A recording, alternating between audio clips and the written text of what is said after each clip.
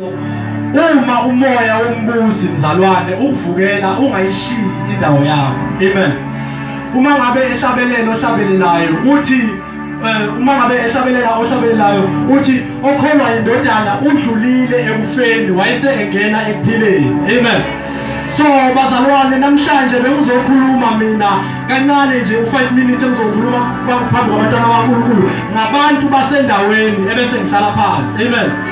Bengizokhuluma nje ngabantu basendaweni ukuthi webantu basendaweni kuthiwa uma umoya wombusi ukuvukela ungayishiyi indawo yakho.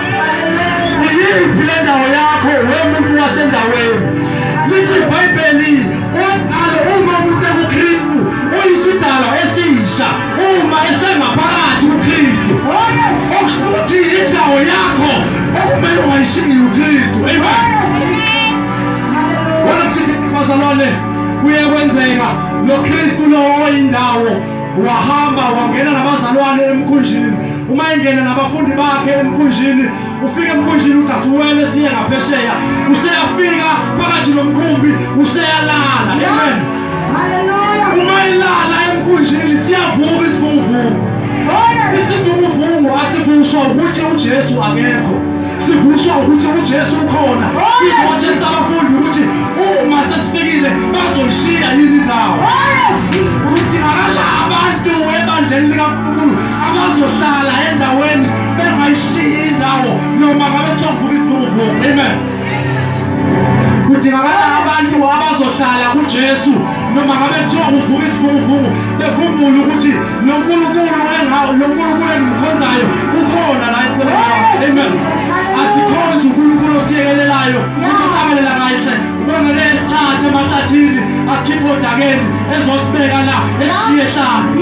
Uma sivusa uNkulunkulu uyavuka. Kudingakala abantu abazokwazi ukuthi uma uvuka isivunguvungu olwandle uphakathi nomkhumbi ayishiyi indawo yakho. Hallelujah. Indawo yakho uKristu yena yedwa. Lithi iBhayibheli lami abantu abakule ndawo abasayiphilela bona kodwa baphilela uKristu. Ngakho nesikwenzayo singasazenzeli thina, singasakwenzeli ukuthi sithoze thina kodwa sikwenzela ukuthi sithoze yena. Ngoba lithi izwi likaNkulunkulu akibo bonke abathi Nkosi Nkosi abayongena umbuso wezulu kodwa labo abenza intando kaNkulunkulu. Wenza izinto zasendaweni, uphila ngendlela yasendaweni. Ikhomanda yakhona uJesu. Mina ungangitshela ukuthi uma usaphuza izinto eziphuzayo usagqoka ngendlela ogqoka ngayo usawukhona yini endaweni, usakhona le ndaweni noma usungaphandle usuphila kwelinye izwe. Ngoba bonke abaphila kule ndawo they are required to behave in a certain way.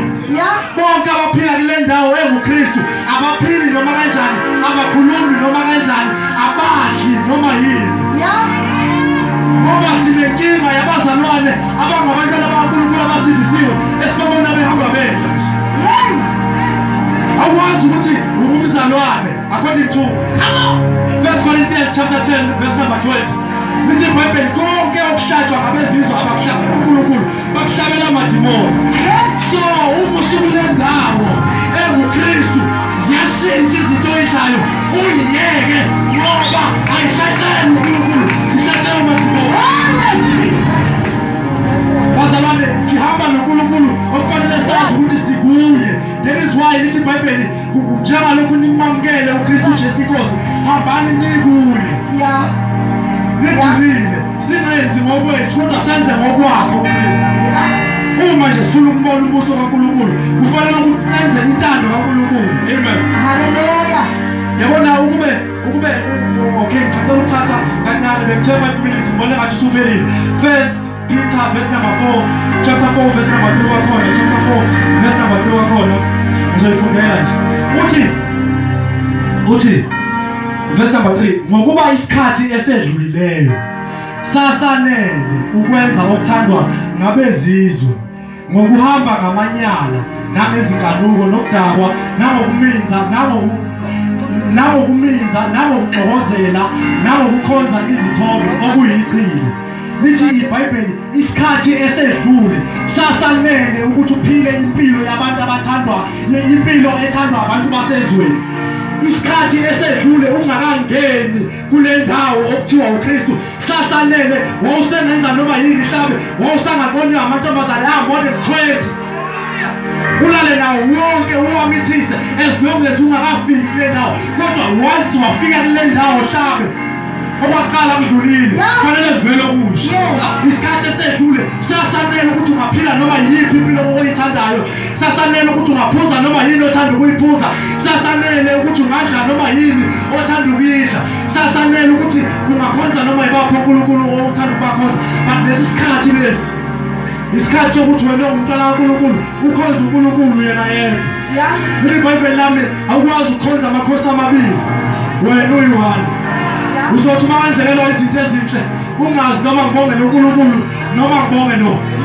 Angithi wena fundiswa inkinga yomuntu okhonza uNkulunkulu ebese emkhonza nabanye oNkulunkulu basemhlabeni.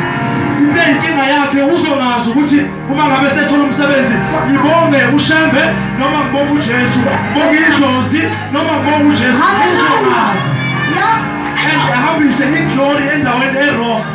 Kanti uyedwa uNkulunkulu ofanele udumo okungaye yonke into la emhlabeni lithi izwi likaNkulunkulu konke okusezweni kwavela ngaye. Akaze kube bikho lutho ngaphandle kaNkulunkulu.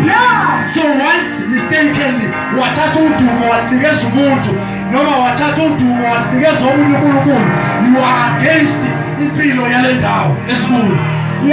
Ngizokhuluma nabantu basendaweni namhlanje. Bakhona abantu basendaweni.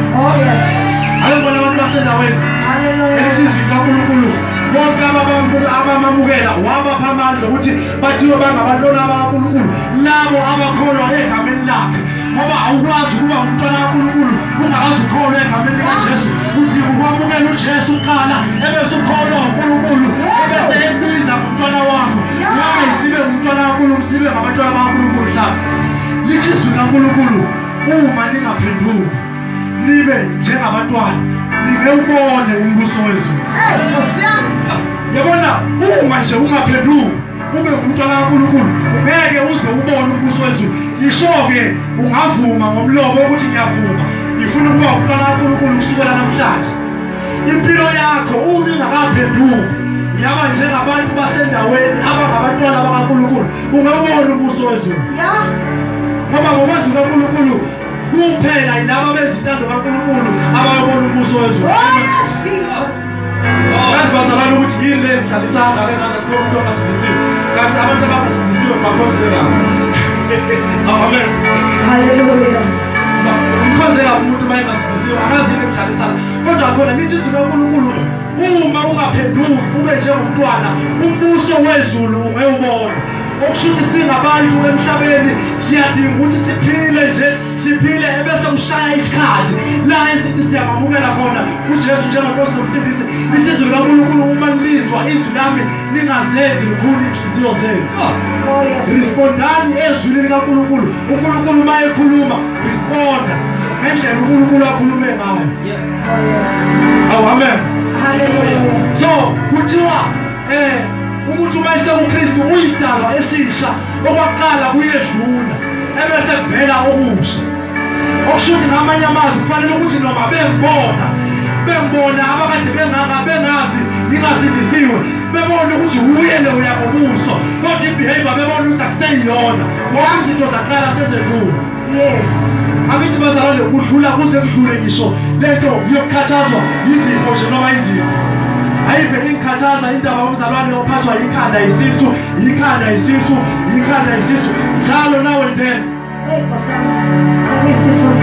sekuyisifo sakhe ezethi ukugula kwami lokhu ngihamba nakho. Umzalwane onjani owathi engasindisiwe wahamba nokugula waze wangena nakho insindisweni. Ngoba ubusuku le ndawo okwaqala kuthiwa kuyadlula kanti wena uzothi uma ufakaza uNkulunkulu kubazalwane ngoNkulunkulu wakho uthi kwadlulana. Uzothi ngashintsha nje ngakubona uJesu ngangena esontweni phansi kwetende. Kufunakala ukuthi kubonakala umehluko umntwana kaNkulunkulu not only ngebehavior but nange spiritual life yakho, impilo yakho yakamoya. Kufunakala ukuthi kubonakala ukuthi usungumntwana kaNkulunkulu. Akurecognize uSathane akwazi ukuthi yes lo usengumntwana kaNkulunkulu uyinkinga uyithethe uvuke ebusuku ngo-12 athandaze useyinkinga njengamanje.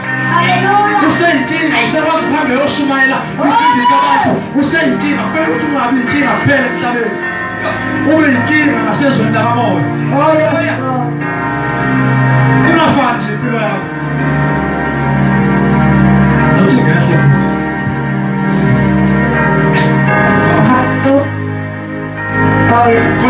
khona lento ethi angeke uvuthi. Kufuneka ukuthi uma ungumntwana kaNkulunkulu keyboard player wami kufuneka ukuthi uma ungumntwana kaNkulunkulu ibonakale kuzwakale kwaze ukuthi sekunomntwana kaNkulunkulu osindisiwe endaweni ewukuthi. Amen. Kwaze ukuthi amadimoni endawo azi ukuthi kunomntwana kaNkulunkulu osesindisiwe. Mhlabe imimoya yezangoma ekhona endaweni iyazi ukuthi sekukhona umuntu kaNkulunkulu osindisiwe. Engakhonzi nje yakhululeka amadimoni. Imimoya yonke kufanele ukuthi iyazi ukuthi sesikhona singabantwana bakaNkulunkulu sisindisiwe iyehluka impilo yethu. Ingakho lithi iBhayibheli thandazani ningaphezi. Ukuthandaza singaphezi iyona nto yokuqala ezoshintsha impilo zethu ebese singasuki ezwini. Lithi iBhayibheli lencwadi le mayingasuki emlonyeni wakho ukuze impilo yakho ibe nomehluko kufanele ukuthi uqine emthandazweni nasezwini likaNkulunkulu ebese uzila ukudla ngoba lithi iBhayibheli akusikho konke akusiwo wonke amadimoni avela aphume nje uma ethandazela. Amanye aphuma ngokuthi kuthandazwe ebese kuboshwa kuzila ukudla. And angeke uzukuzila ukudla uma ungalidliswa yini ezokuphushela ekuzileni ukudla. Kufanele ukuthi uma umntwana kaNkulunkulu wazi ukuthi izwi likaNkulunkulu liyadliwa. Uthi ongayidli inyama yami nongaliphuzi igazi lami angeke ezengibone mina. Inyama yakhe umzimba wakhe uqobo yena uthi uyisinkwa sokuphila. So isinkwa sokuphila lesi sidinga ukusidla babazalwane sisidle isinkwa sokuphila sihlale i-taste yaso ila. Ungahlali ukhohlwe nje izwi kuphela usuku lonke kuze kube ngakusasa ungazi nje ukuthi izwi likaNkulunkulu lithini. Lento kufanele ihlale la njengamaswidi lawo wadla njalo mina la ithebuli lidloshwama njengoshwama. Lento izwi likaNkulunkulu lifanele ukuthi lihlale i-aftertaste yakhona ikhona ukuze umntwana kaNkulunkulu impilo yakho kwelikamoya ibe nomthelela. Amen. Kufanele ukuthi uhlale emthandazweni ngoba mhlabe umuntu uma engathandazi ngiyahlupha mnganami. Manje isibongo sakho silula ngivele ngithi 1 2 asembambezela. Yabo manje uma ngizoqala phansi ngithi isikhakhane koze kuphela intshumayelo. Yabona mhlabe umuntu kaNkulunkulu othandazayo uzwakala ngisho ekhuluma sixoxela nje ukuthi njengamanje sesikhuluma nomuntu othandazayo. Njengamanje sesikhuluma nomuntu odliza angisho ukuthi hamba ushumayeza abantu batshela ukuthi abathandaza.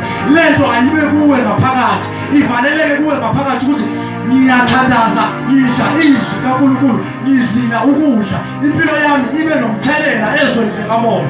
Hallelujah.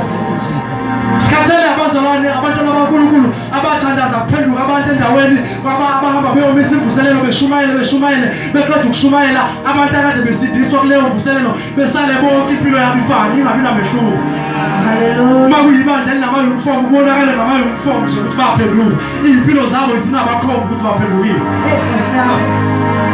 Uma siyomisa imvuselelo kudingakala ukuthi siqale sibophe imoya yakuleyo ndawo sibophe igodlo zakuleyo ndawo hayi nje ngezwi ngomthandazo hlaba.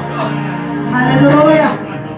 Kufanele ukuthi ingakho lithi izwi likaNkulunkulu anofika khona nifike nibhidlize ama-altara khona nibhidlize oashera nobhali bakhona yilaba yabobhali akusizi izangoma lezi niyibona ngamehlo.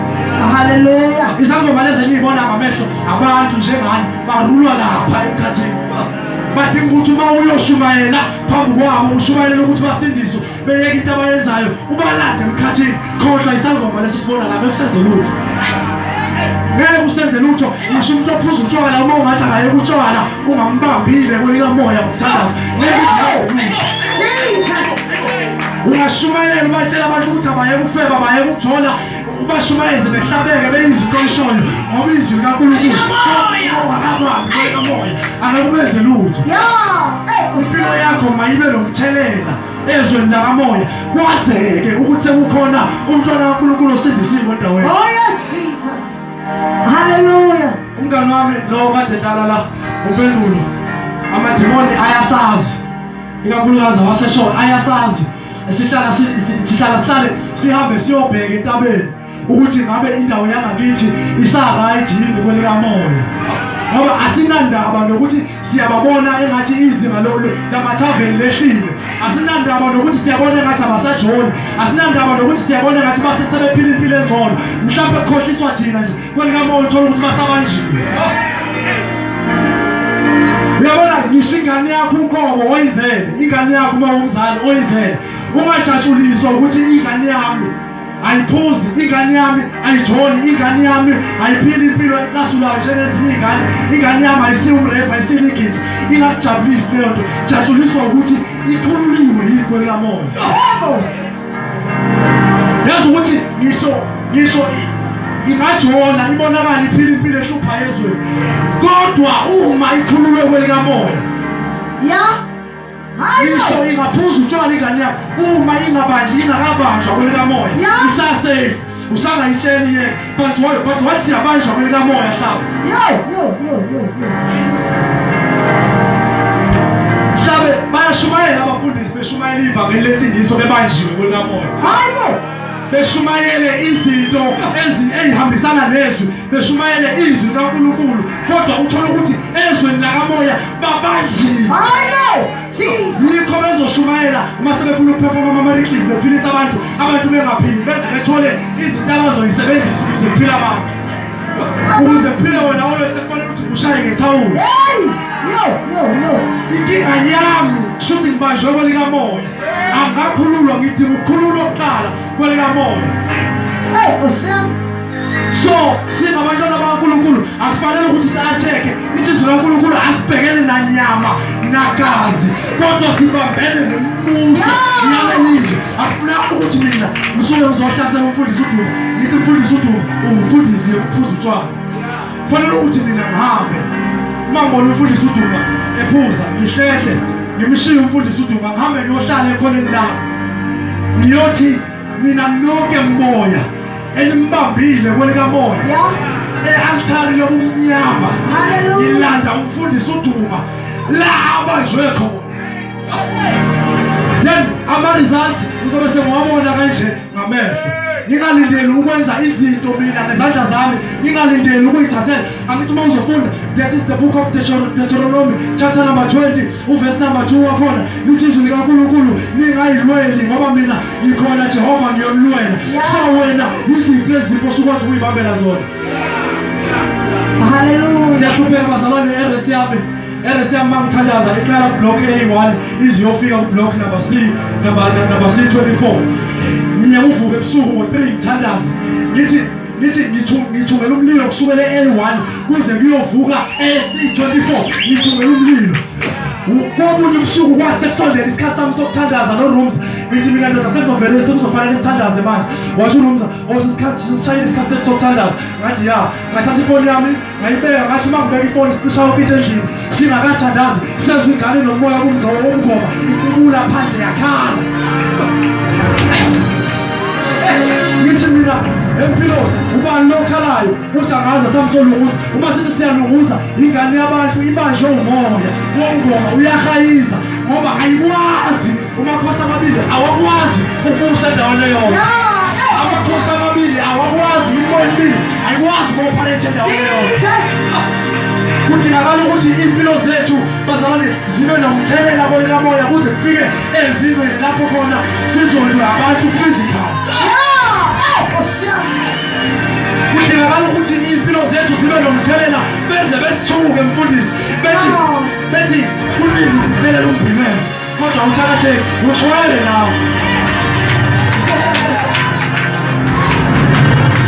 beze bethi wena hlabe wena siyadumisa thina uNkulunkulu akafiki kodwa uma sedumisa wena uyafika kushuthi uthwele nawe impilo yakho inomthelela kwelika moya inomthelela kwelika moya so bazalwane isikhathi lesilapho khona elithi iBhayibheli uma umuntu kuyesekuKristu okwaqala kuyedlula ebese kuvela okusha akuveli nje izinto ezintsha kuphela ngalokho esikubonayo ayiyeke le ndaba yokuthi kwelikamoya hlaba akuvela akushintshi nje kuphela into engiyibonayo baba mfundisi uDumba ngiyabingelela egameni likaJesu uyamthusa-ke manje angisakwazi ukuthi ukhomba bazalwane ngabona manje sengiyethuba mase ngibona umfundisi wasesikoleni angazini kufanele ngikhulume isiNgisi bazalwane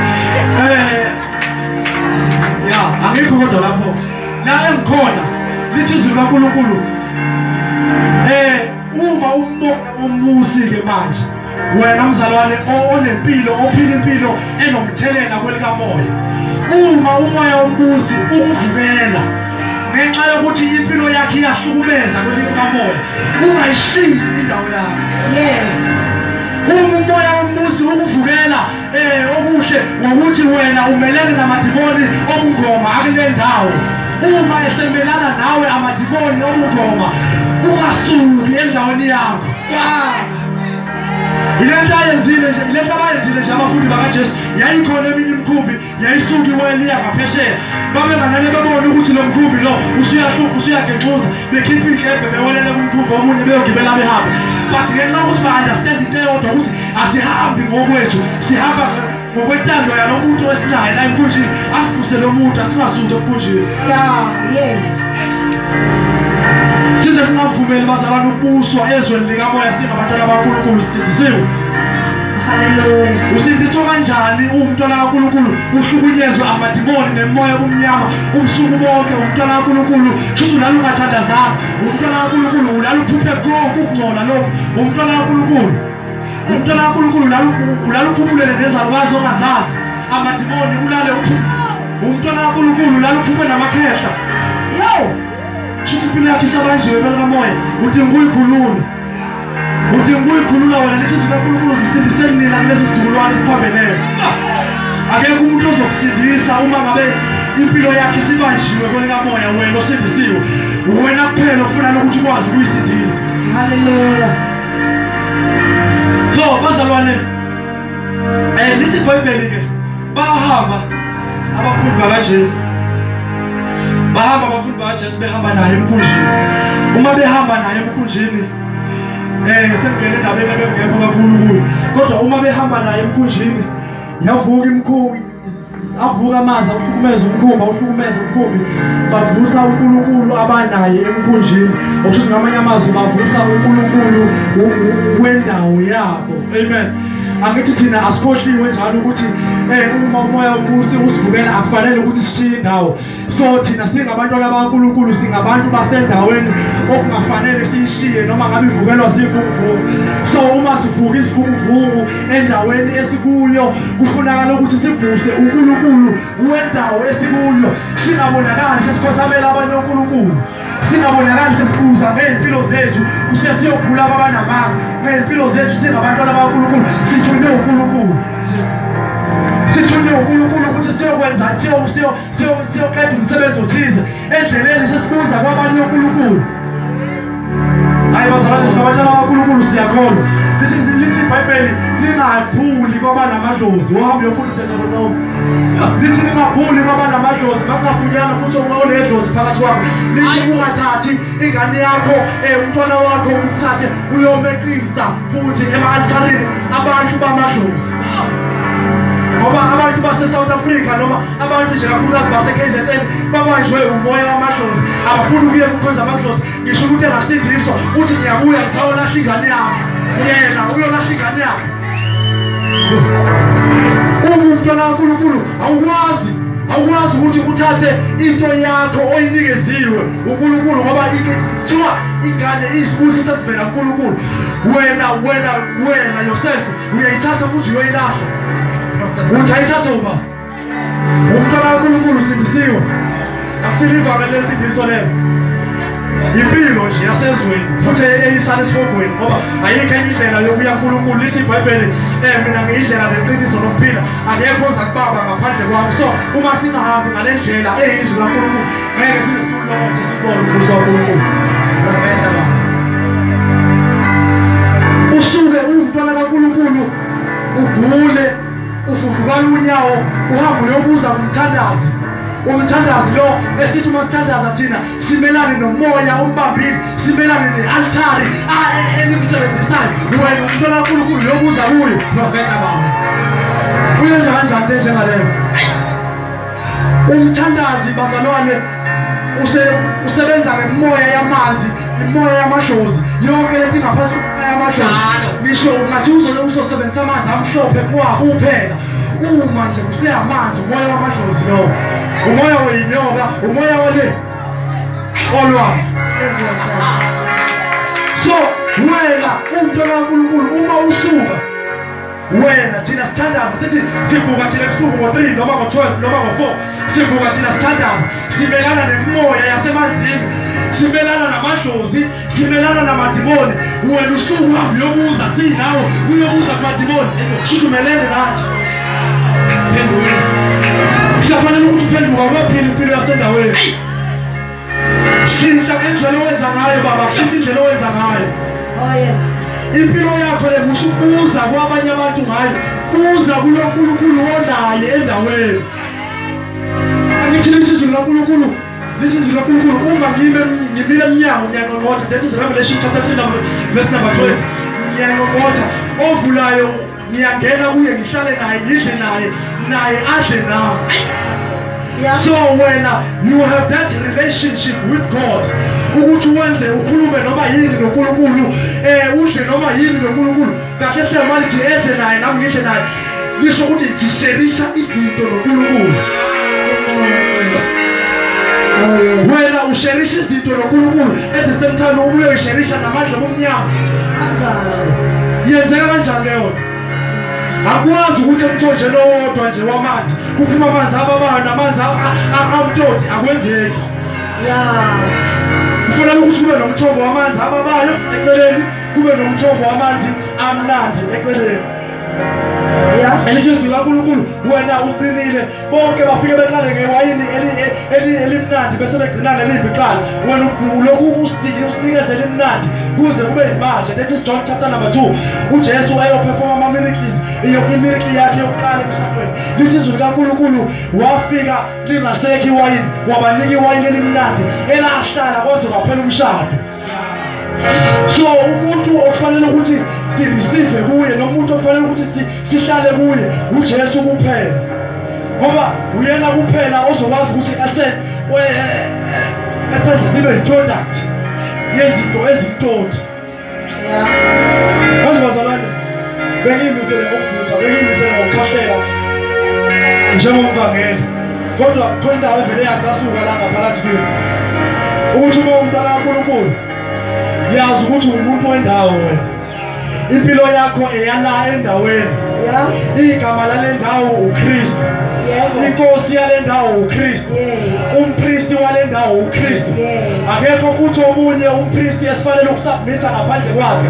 Umpristi omkhulu yena yedwa samnikezwa, igama lakhe nguJesu uKristu, okufunakala ukuthi sihlale kuye.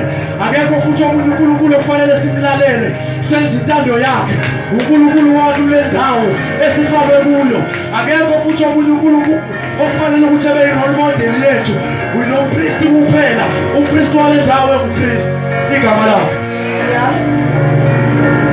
Sandela abantu abanama-role model, ama-role model lokuthi i-role model yakho, i-role model wakho upastor bani, kanti upastor bani ubanjwe ezweni likamoya. Into eyinkinga yakhona uyimpumputhu uvalekile, awukwazi ukuyibona leyo.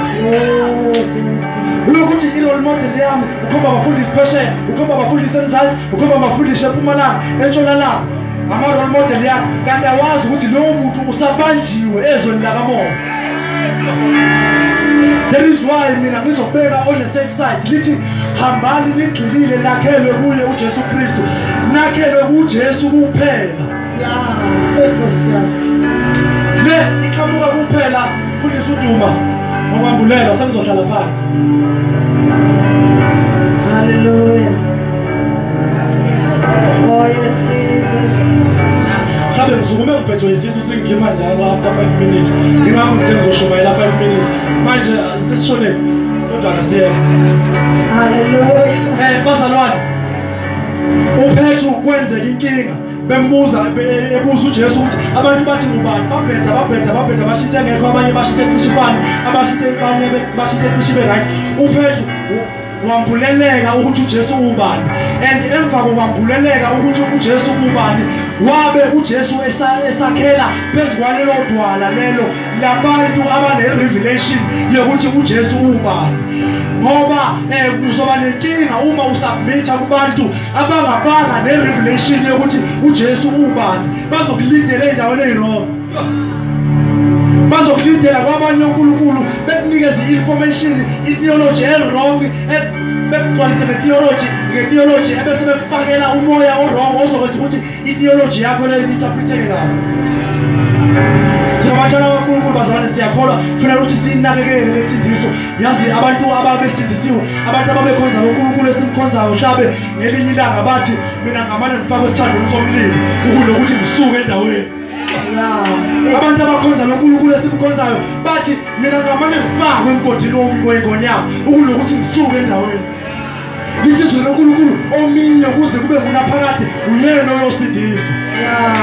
Wena oma ubuyusuke uyosindiswa kanjani ngomhlaba kuphela? Ugcwalisa ithoko nje mahala sishumayela lapha kwami sishumayeza phambi kokugcwalisa ithoko wena kodwa sakushumayeza ngoba yazi uzoshatha 7 ngempela wena. Than 70 futhi. Siyakushumayeza awusindiswa siyakushumayeza usindisiwe uphila impilo futhi yabantu abangasindiswa ingakho uzoshisa ithogweni. Abantu ababekhonza uNkulunkulu babephila impilo serious babemthatha serious uNkulunkulu babengenzi noma yini babengathi omunye wancamela ukudla impilo yodwa kunokuthi edle inyama ehlatsheliwe isithombe esithize. Hallelujah. Wena ngokuvela uthi nje bengizokwenza njani bengilambile futhi bekukudla komsebenzi kodwa khona ekhaya. Bengizokwenza njani yona yodwa inyama ebikhona ekhaya wena usuchips nini uphila ngenyama. Wena usakwazi ukuyiphuzela amanzi ubambe fasting uhambe uyosebenza ekhaya ubasize ngoba basiza kukho uphike ngokuthi akukho nto ezongena emlonyeni wakho. Awusakwazi wena ukuhlala nje ungayidli inyama nje make yaphambi kwakho wena uyayidla. Ingakho nje uyikholwa elilula eliwakalula ingoba awuyibheki nento oyidlayo izinto oyidlayo zikwenza ube buthakathaka zilimaze zibulala umuntu ongaphakathi. Lithi iBhayibheli uma ngabe khulelwe umntwana unkosikazi kaManowa lithi iBhayibheli kwathiwa akangadli lutho olubabayo angaphuzi iphuzo olunamandla ngenxa yokuthi kunento evalelwe kuye ngaphakathi evikelwe ukuze uma iphuma ibe effective ibe nomthelela omkhulu nomubi emandleni obumnyama. Impilo yakhe ayinamthelela ingoba nawe vele emandleni obumnyama bayathanda badimona jabula ngamaso oshumayela ngoba yazi vele sidla naye vele akasathi noNkulunkulu vele zonke izinto siyishela naye iphi different makuzoshumayela yena akathandaze ebusuku usuwelele ehonqa ekhipha amafinyile wafaka thina ngesikhathi sehla senyuka simgcwalisa ngemoya omnyama simgcolisa ngemoya omngoma simkhelela ngemoya yamasathanist. Ingakho ungekuyibone ngisho ususukile endaweni ungekuyibone ngisho usuzingelwa umoya womsathanist awuthandazi awenzi lutho. Impilo yakho ilokhu iyafana nje amehlo akho amamoya avalekile. Bamfundisi sacela usukumuze ngaphambili isikhathi sami sesiphelele la ngaphambili emsi usembuka kabi sengisaba ngisho ukwenzani.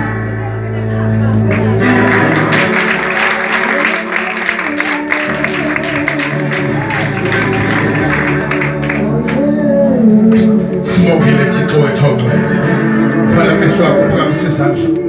Sibongile Thixo wethu ukhulume kahle nathi ebusuku. Impela uNkulunkulu wethu uyamangaza.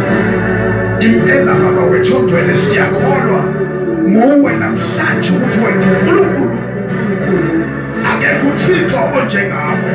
uNkulunkulu wethu ogcwele siyabonga namhlanje Thixo simile sikhuluma ngegama lakho elinamandla. Siyabonga amadimoni atestifayayo namhlanje ukuthi impela kuyazwakala esikukhulumayo. Siyabonga baba wethu ogcwele siyabonga sonini siyabonga somhlekazi sibongile Thixo wethu ogcwele siyabonga ukweluswa nguwe sibonga nje Thixo igama lakho phezu kwethu. Siyabonga uNkulunkulu ukuthi ube i-umbrella enhle i-umbrella uNkulunkulu wethu ogcwele esihonayo ngisho kuthiwa silele noma sivuka noma ngabe ezibonakalayo nezingabonakali, kodwa wena Thixo wethu ophakemeyo usivikela size simangale ukuthi Thixo yini esingeke